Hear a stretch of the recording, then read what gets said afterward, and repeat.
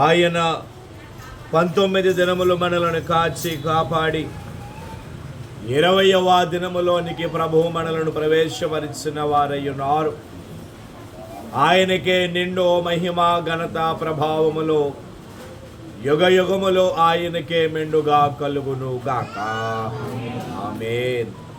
అలాగే ఈ రాత్రికాల సమయమందు ఆయన శిలువను ధ్యానము చేయడానికై ఆయన సన్నిధిలో ఏకీభవించిన ఆయన బిడలారా, ప్రభు మిమ్ములను మీ కుటుంబములను మీ పనిపాటులను మీరు చేయుచున్న సకల కార్యములను ఆయన బహుగా దీవించి ఆశీర్వదించును గాక. ఆమేన్. 10 నిమిషాలు పరిశుద్ధ గ్రంథములో నుండి దేవుని యొక్క వాక్యమును ధ్యానము చేద్దామండి.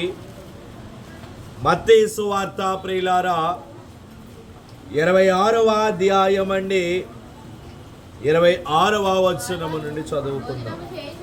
వారు భోజనము చేయుచుండగా యేసు ఒక రొట్టె పట్టుకొని దానిని ఆశీర్వదించి విరిచి తన శిష్యులకిచ్చి, మీరు తీసుకొని తినుడి, ఇది నా శరీరం అని చెప్పెను. మరియు ఆయన గిన్నె పట్టుకుని కృతజ్ఞతాస్తుతులు చెల్లించి వారికిచ్చి, దీనిలోనిది మీరందరూ త్రాగుడి, ఇది నా రక్తము, అనగా పాప క్షమాపణ నిమిత్తము అనేకుల కొరకు సిందింపబడుచున్న నిబంధన రక్తము. చాలండి. ప్రభు తన ఘనమైన లేఖన భాగమును ఆయన మహిమార్థమై మన వినికిడిలో ఫలింప చేయును గాక. ఆమేన్. ప్రభువునందు ప్రియమైన దేవుని విశ్వాసులారా, యేసుక్రీస్తు ప్రభువుల వారు ఆయన తన 12 మంది శిష్యులను ఆయన ఏర్పాటు చేసుకుని మేడగదిలో ఆయన పస్కా పండుగను ఆయన ఆచరించు ఉన్నటువంటి వారై ఉన్నారు. ఆయన కోరుకున్నటువంటి మేడగది, ఆయన శిష్యులతో వారు కూడుకున్నటువంటి మేడగది. ప్రియమైనటువంటి వారలారా, ఆ మేడగదిలో వారు పస్కా పండుగలో విందు భోజనమును వారు ఆరగించు ఉన్నటువంటి వారై ఉన్నారు. పండుగ భోజనమును వారు ఆ దినమున వారు భుజించు ఉన్నటువంటి వారై ఉన్నారు. బాబులు దినములలో తినడి ఆహారము వేరండి, పండుగ దినములలో తినడి ఆహారము వేరు. వారు నిర్దోషమైన ఒక గొర్రెపిల్లను వారు వధించి చేదు కూరలతో వారు దానిని వండుకొని, పొంగని రొట్టెలు అనగా పులియని రొట్టెలు వారు కాల్చుకొని వారు విందును వారు ఆరగించు ఉన్నటువంటి వారై ఉన్నారు. యేసుక్రీస్తు ప్రభువుల వారు ఆ భోజన పంక్తిలో నుండి ఆయన లేచి శిష్యుల పాదములను ఆయన కడిగి, ఆ తరువాత ఆయన చేస్తున్నటువంటి పని ఏమిటి అంటే, ఒక రొట్టెను ఆయన తీసుకుని దానిని ఆయన తన శిష్యులకు ఆయన ఇచ్చుచు ఉన్నటువంటి వారై ఉన్నారు. ఆ రొట్టెను ఆయన శిష్యులకు ఇచ్చుచు ఆయన అంటూ ఉన్నటువంటి మాట, ఇది నా శరీరము, మీరు నన్ను జ్ఞాపకము చేసుకున్నట్టుకై దీనిని చేయుడి అని వారితో ఆయన చెబుతూ ఉన్నటువంటి వారై ఉన్నారు. ఆయన ఆ రొట్టెను వారికి ఇచ్చుచు, ఆ రొట్టెను ఆయన యొక్క సాదృశ్యముగా ఆయన మనకు కనుపరుచుచు ఉన్నటువంటి వారై ఉన్నారు.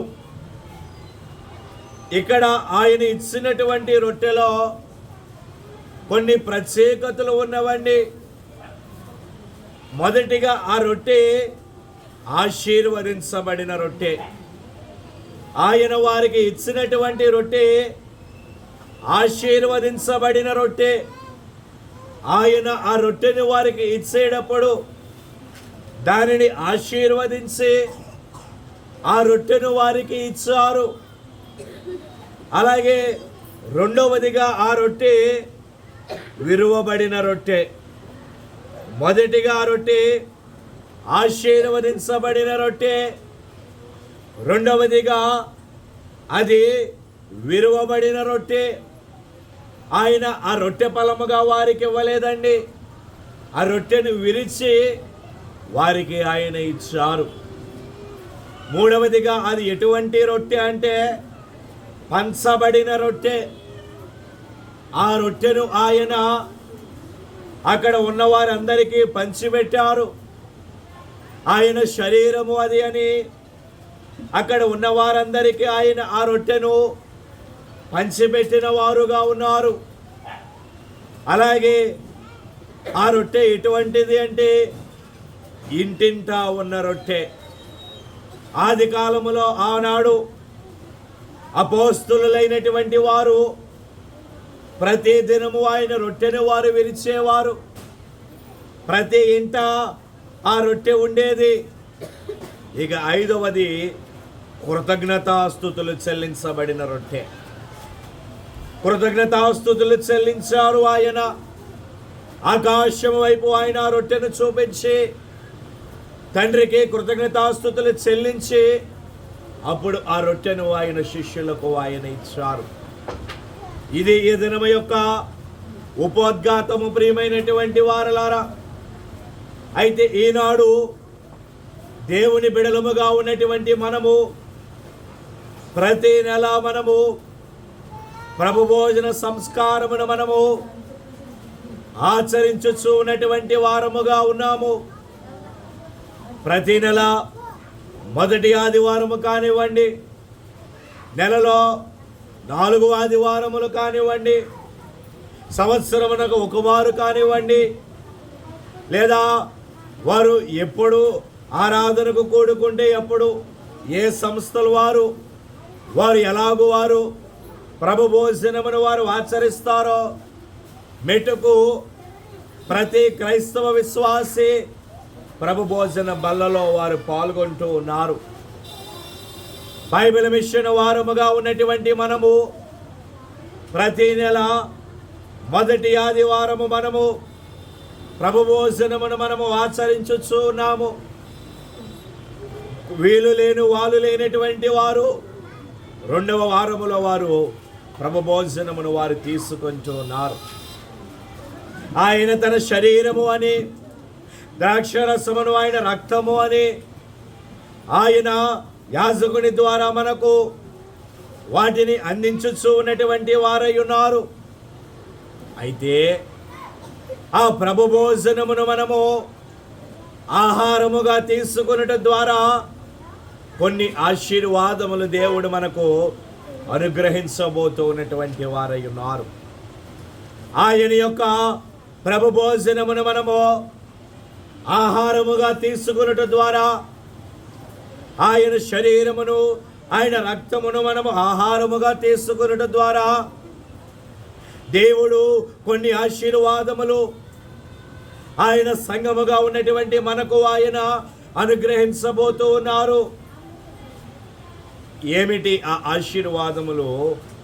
ఈ రాత్రికాల సమయమందు దేవుని యొక్క వాక్యములో నుండి మనము ధ్యానము చేద్దాము ప్రియులారా. అపోస్తుల కార్యముల గ్రంథం అండి, 27వ అధ్యాయము ప్రియులారా. అపోస్తుల కార్యముల గ్రంథం అండి, 27వ అధ్యాయము 35వ వచనం అండి.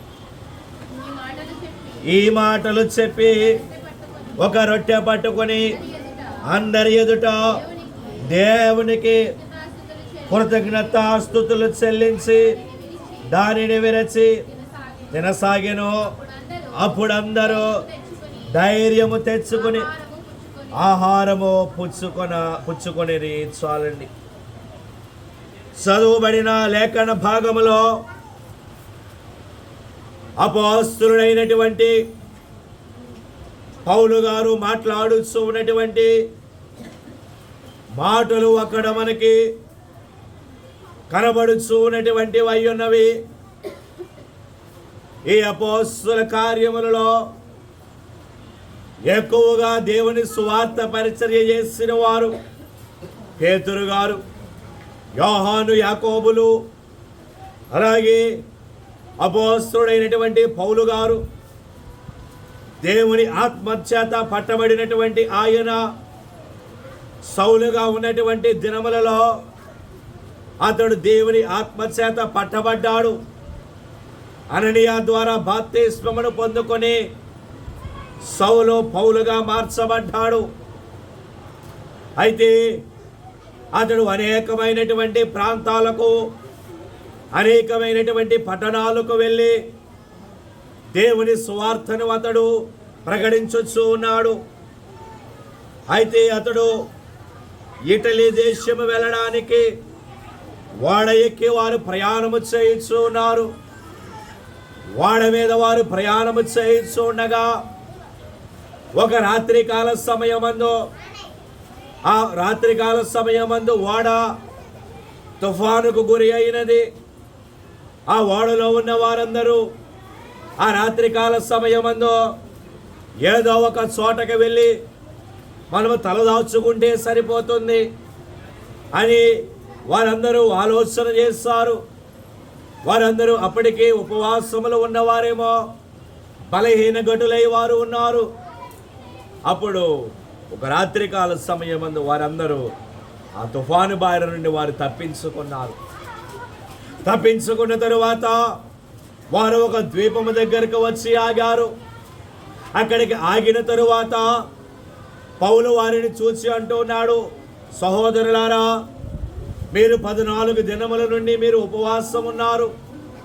మీరు ఆహారం ఏమీ పుచ్చుకొనలేదు కనుక మీరు ఆహారము తీసుకొనండి అని ఆయన ఏమంటున్నారు. అక్కడ ఒక రొట్టెను తీసుకుని ఆ రొట్టెను విరిచి కృతజ్ఞతాస్తుతులు చెల్లించి వారు తినసాగిన వారై ఉన్నారు.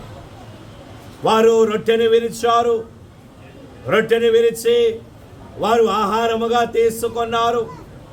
అయితే అలాగున వారు రొట్టె విరిచి ఆహారముగా తీసుకున్నట ద్వారా అక్కడ వారికి కలిగిన ఆశీర్వాదం ఏమిటి అంటే, అప్పటి వరకు భయముతో ఉన్నటువంటి వారు, అప్పటి వరకు ప్రాణ భయముతో, మరణ భయముతో ఉన్నటువంటి వారు, అక్కడ వ్రాయబడి ఉన్నటువంటి మాట ఏమిటి అంటే, వారందరూ కూడా ధైర్యమును తెచ్చుకున్నటువంటి వారై ఉన్నారు. దేవునికి స్తోత్ర.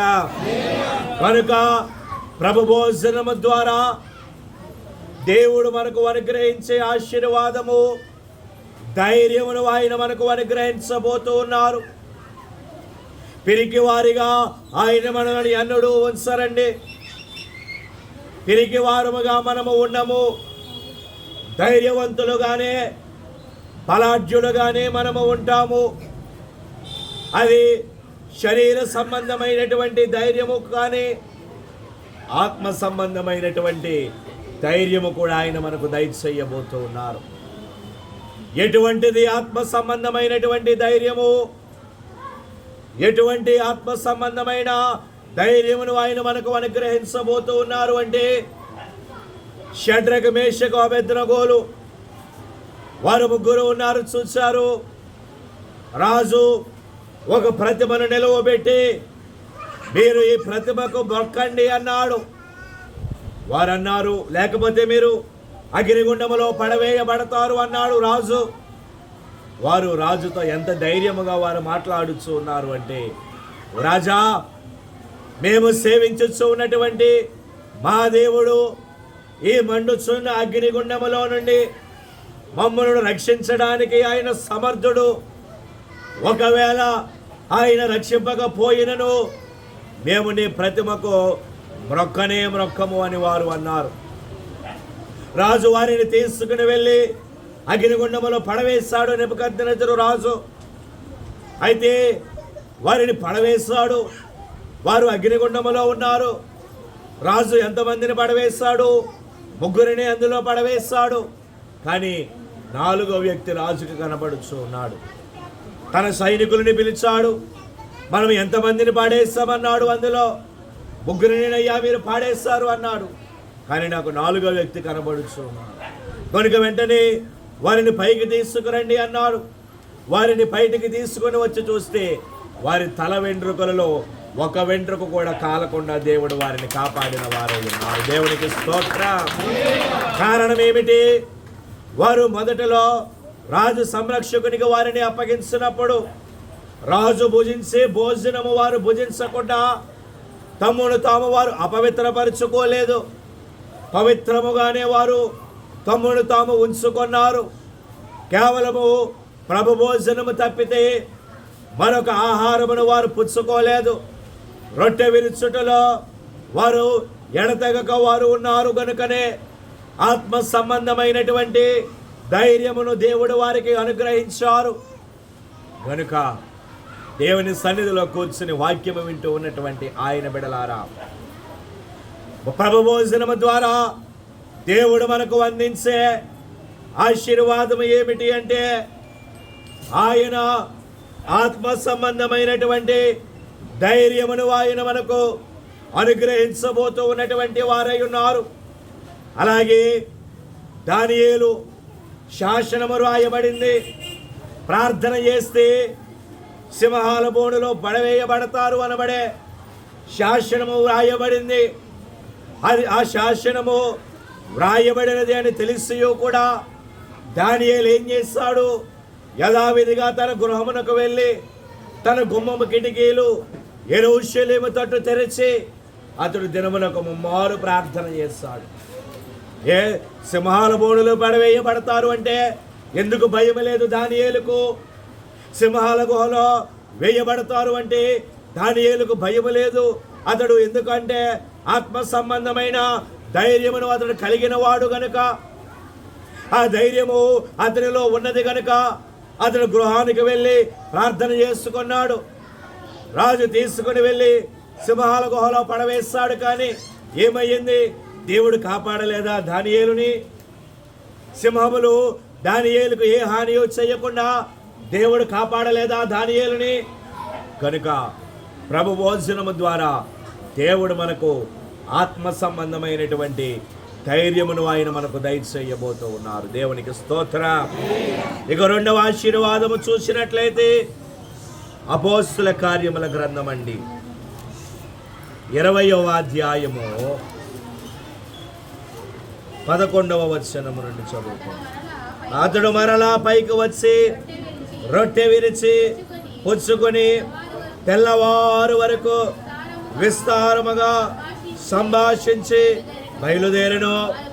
వారు బ్రతికిన ఆ చిన్నవాణిని తీసుకుని వచ్చినప్పుడు వారికి విశేషమైన ఆదరణ కలిగెను.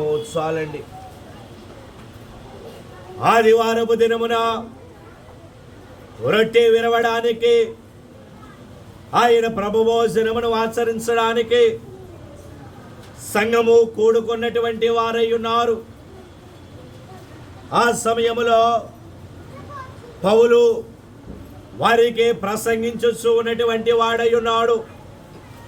రాత్రికాల సమయములో మందిరములో వారు రొట్టె విరవడానికి వారు కూడుకున్నారు.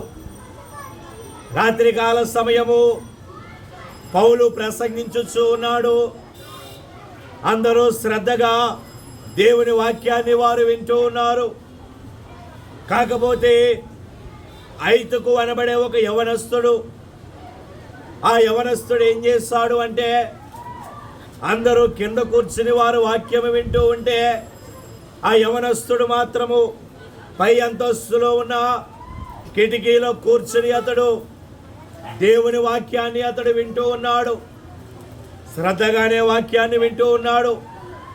పౌలు విస్తారముగా ప్రసంగించుచూ ఉన్నాడు. మధ్యరాత్రి కావచ్చినది సమయము. ఆ సమయములో నిద్రభారముతో ఆ ఐతుకు అనబడి యవనస్తుడు పైనుంచి కిందకు పడిపోయాడు. పైనుంచి కిందకు పడి అతడు మరణించాడు. అతడు మరణించగానే అక్కడ ఉన్నవారందరూ ఆ యవనస్తుని విషయంలో చాలా విచారముతోనూ దుఃఖముతోనూ వారు ఉన్నారు.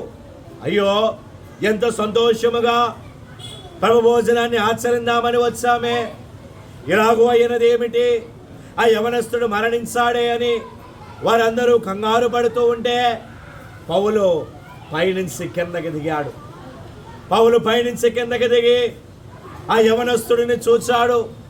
ఆ యవనస్తుడిని చూచి అతని మీద కౌగిలించుకుని అప్పుడు అన్నాడు, పౌలు, తొందరపడకండి, అతని ప్రాణం ఇంకా అతనిలోనే ఉన్నది, అతని ప్రాణం ఇంకా అతనిలోనే ఉన్నది కనుక మీరు తొందరపడవద్దు.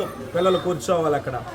మీరు తొందరపడవద్దు, అతని ప్రాణం ఇంకా అతనిలోనే ఉన్నది అని పౌలు వారికి ధైర్యము చెప్పి వెంటనే పౌలు అతనికి ప్రార్థన చేయగా ఆ చనిపోయిన చిన్నవాడు మరలా బ్రతికాడు.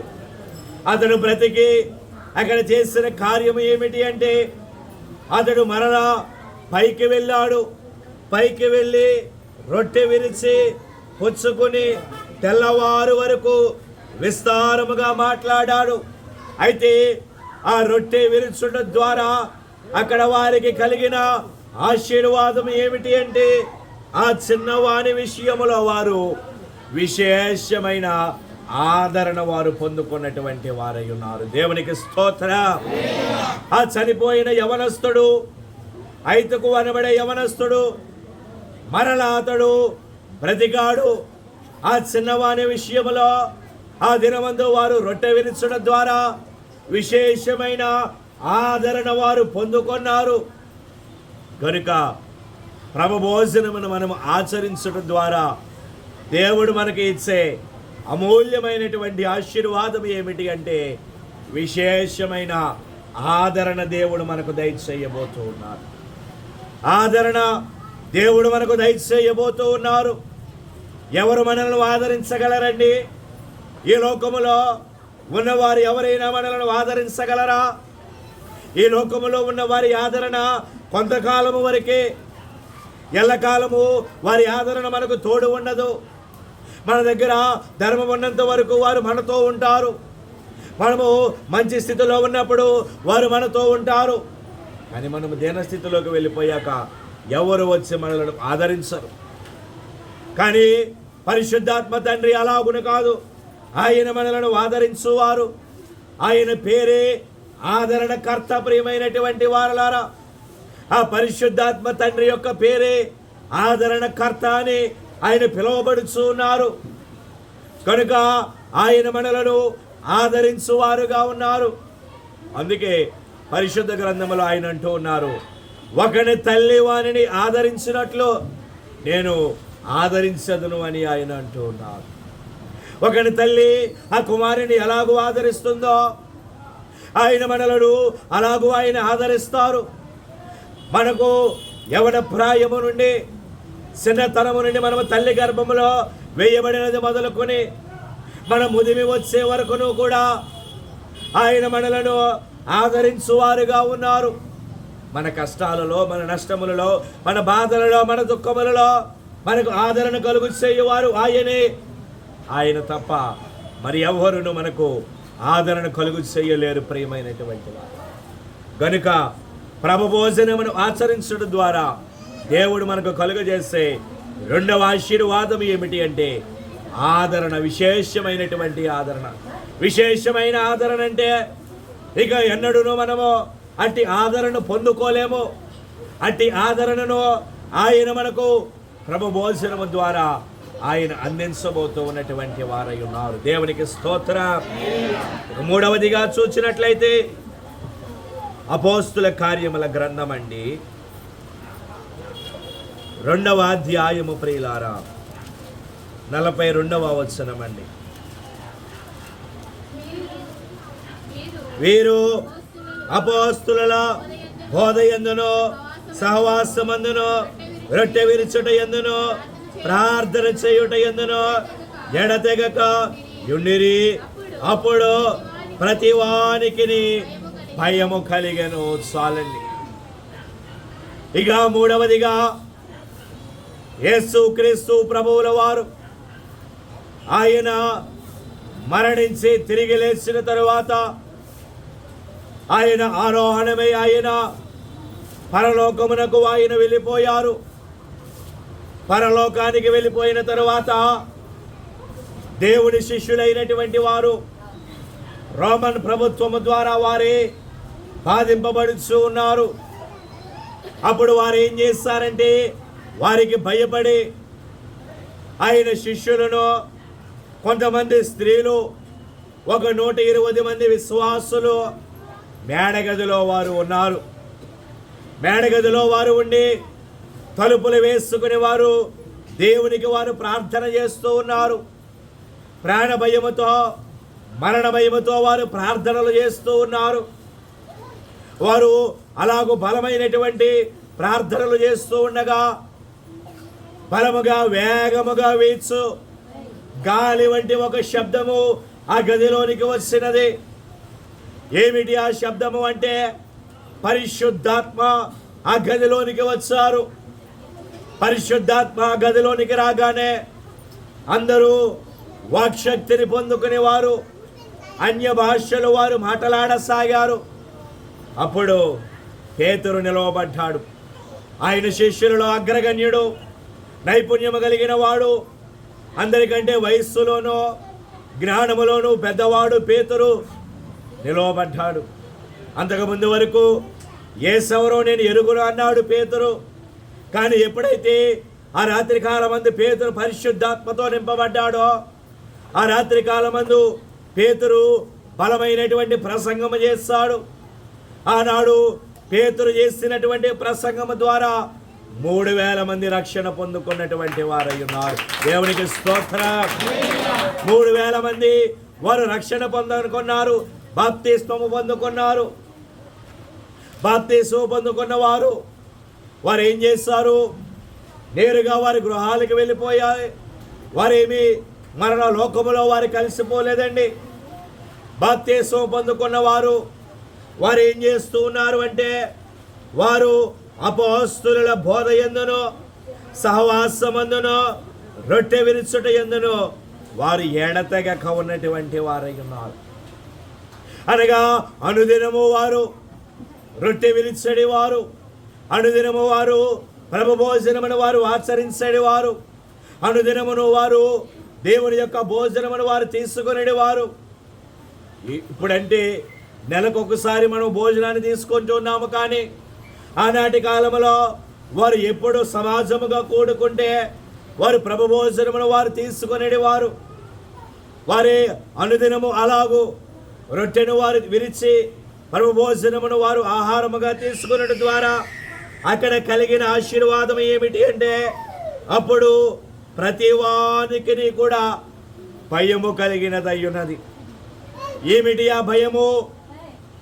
వారికి కలిగినటువంటి భయము ఏమిటి అంటే దైవ భయము వారిలో ఏర్పడినటువంటిది అయ్యున్నది. ప్రియులారా, దేవునికి స్తోత్రం. దైవ భయము అనబడేది వారిలో ఏర్పడినది. అప్పటి నుండి వారు మరలా లోకము వైపునకు వారు వెళ్ళలేదు. అప్పటి నుండి వారు లోకాశల వైపునకు వారు వెళ్ళలేదండి. వారు అనుదినము రొట్టె విరుచుట యందు, ప్రార్థన చేయుట యందు, బోధ యందు వారు ఎడతెగక వారు ఉన్నారు. మరి ఈనాడు మనలో ఎంతమందికి దైవ భయం ఉన్నది? ఎంతమంది మనలో దైవ భయాన్ని మనము కలిగి ఉన్నామో? దైవ భయమును మనము కలిగి ఉన్నాము కనుకనే ఈ దినము మన పనులన్నీ ముగించుకొని మరలా దేవుని సన్నిధిలో మనము త్వరగా పనులన్నీ చక్కబెట్టుకొని దేవుని సన్నిధిలోనికి మనం రాగలిగాము. అదే దైవ భయం లేకపోతే మనం ఇలాగూ పరుగులెత్తుకుని సన్నిధికి రాగలమా? దైవ భయం లేకపోతే సమాజముగా మనము కూడుకోలేమే. కనుక దైవ భయము అనబడేది మనకు ఉండాలి. దైవ భయము అనబడేది మనలో ఏర్పడి ఉండాలి. అలాగే దైవ భయం మనకు కలిగి ఉన్నప్పుడు మందిరానికి కూడా సమయానికి వెళ్ళాలి అనబడే తోడ్పాటు మనలో ఉంటుంది. కొన్ని పర్యాయములు మన యొక్క పనిపాటుల వలన మనము చేసుకునే పనుల వలన ఆలస్యం అవ్వవచ్చును. కానీ కొంతమంది ఏమీ చేయకుండియో కూడా వారు ప్రార్థనలకు ఆలస్యముగా వచ్చేవారు చాలామంది ఉంటారు. దేవరాజయ్య గారు అన్నటువంటి మాట ఏమిటో తెలుసా అండి? ప్రార్థన ప్రారంభ సమయానికి 10 నిమిషాలకు ముందు నువ్వు తల మీద దువ్వెన పెట్టావంటే నువ్వు పాపము చేసిన వాడవే అన్నారు అయ్యగారు. 10 నిమిషాలకు ముందు నువ్వు తల మీద దువ్వెన పెట్టావంటే పాపము చేసిన వాడవే అన్నారు. అనగా ప్రారంభ ప్రార్థనకు ముందే దేవుని సన్నిధిలో ఉండాలి అనబడేది ఆయన యొక్క ఉద్దేశం. ఈనాడు మన యొక్క పరిపాటుల వలన మనకి ఆలస్యం అవ్వచ్చు, పర్వాలేదు. కానీ మనం ఒకవేళ ఏ పనియో లేకుండా ఖాళీగా ఉండియో కూడా మనం దేవుని సన్నిధికి రాలేకపోతే అది పొరపాటు. ప్రియమైనటువంటి వారు, దైవ భయం లేనట్టే కనుక నేను అందుకే ఎంత పనున్నా ఏదున్నా కనీసము ప్రారంభమునకు ఒక 10 నిమిషాల ముందు అయినా వచ్చి నేను దేవుని సన్నిధిలో కూర్చుంటాను. ఇక్కడ కూర్చుని ఒక 5 నిమిషాలు కూర్చుని అప్పుడు ప్రారంభ ప్రార్థన చేసి కార్యక్రమాన్ని ప్రారంభిస్తాం. ఇప్పుడైనా ఏదైనా వేరే పనిలో ఉంటే ఆలస్యం అవుతుంది తప్పితే, ఏదైనా వేరే మీటింగులో ఉంటేనో గృహ దర్శనాలలో ఉంటే ఆలస్యం అవుతుంది తప్పితే, మిగిలిన దినాలలో ఏనాడు కూడా మందిరానికి ఆలస్యం చేయడం. ప్రియమైనటువంటి వాళ్ళ ప్రారంభము నుండి ముగింపు వరకు మందిరంలో ఉండాలి. అలాగూ ఉన్నప్పుడు నాకు దీవెన వచ్చిన మీకు దీవెన. ప్రియమైనటువంటి వాళ్ళ కనుక దైవ భయం అనబడేది ప్రభు భోజనము ద్వారా మనకు ఏర్పడుతుంది. 4వదిగా చూసినట్లయితే లోకాసు వార్త అండి, 24వ అధ్యాయము. ప్రియులారా, లోకాసు వార్త 24వ అధ్యాయము 30వ వచనం అండి. Hi hi hi. ఒక రొట్టెను పట్టుకుని స్తోత్రము చేసి దానిని విరిచి వారికి పంచిపెట్టగా వారి కన్నులు తెరవబడి ఆయనను గుర్తుపట్టిరి. చాలండి. చదువుబడిన లేఖన భాగంలో యేసుక్రీస్తు ప్రభువుల వారు ఆయన మరణించి తిరిగి లేచిన తరువాత 3వ దినమున ఆయన తిరిగి లేచి ఆయన భూమి మీద సంచారం చేస్తూ ఉండగా ఎమ్మాయి మార్గమున ఆయన ప్రయాణమై వెళ్ళొస్తూ ఉన్నారు.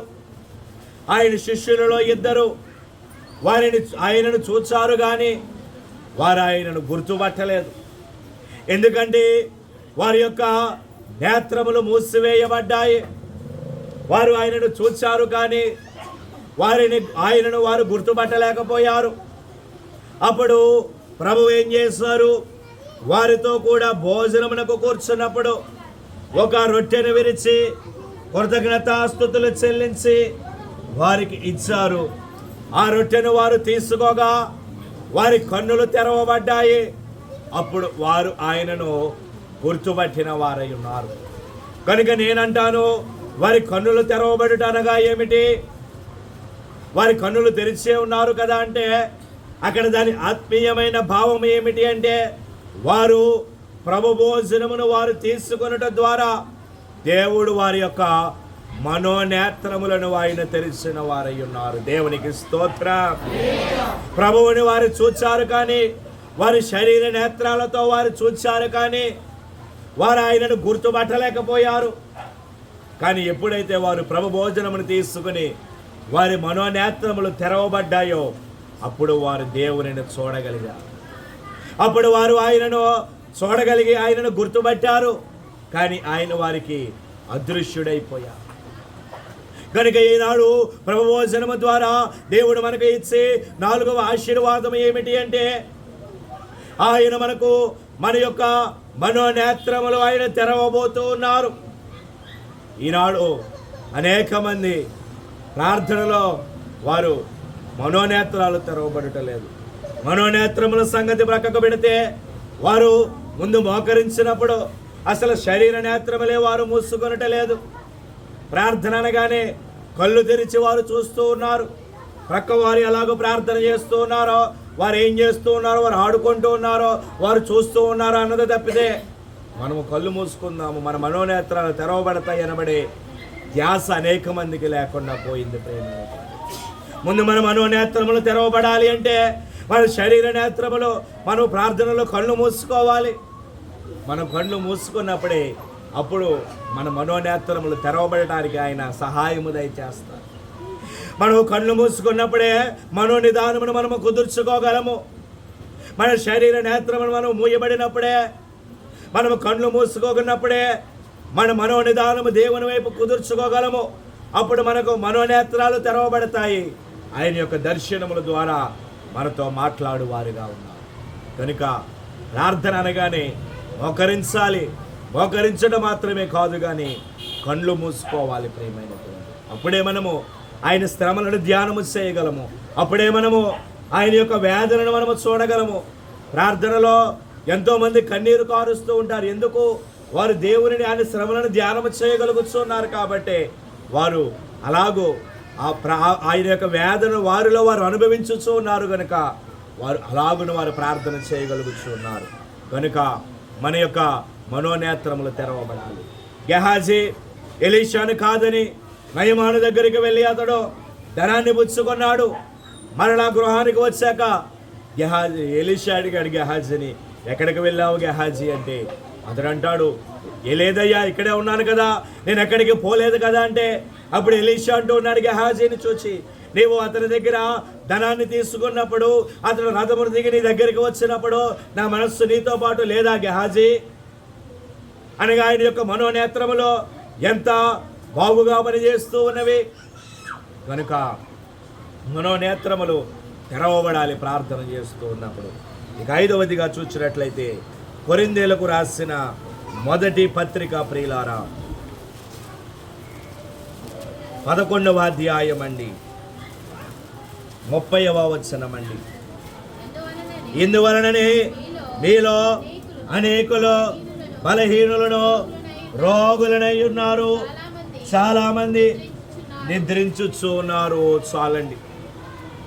చదువుబడిన లేఖన భాగములో ప్రభు భోజనమును గురించి ఆయన మాట్లాడొచ్చు. అక్కడ అంటూ ఉన్నటువంటి మాట ఏమిటి అంటే, ఇందువలననే మీలో అనేకులు బలహీనులను రోగులనై ఉన్నారు అని ఆయన అంటూ ఉన్నారు. ఎందువలన? మనము ఆయన యొక్క శరీరాన్ని, ఆయన రక్తాన్ని, ఆయన శరీరం అని వివేచింపక తిని త్రాగువాడు తనకు శిక్షావిధి కలుగుటకే వారు త్రాగుచూ ఉన్నారు. ఆయన శరీర రక్తాలను మనము తీసుకున్నప్పుడు యోగ్యముగా మనము వాటిని తీసుకోవాలి. ఆయన శరీర రక్తములను మనము ఆహారముగా తీసుకున్నప్పుడు యోగ్యముగా మనలో ఏ పాపము లేకుండా ఆయన ఆ భోజనములో ఉన్నటువంటి మర్మముని ఎరిగి మనము తీసుకోవాలి.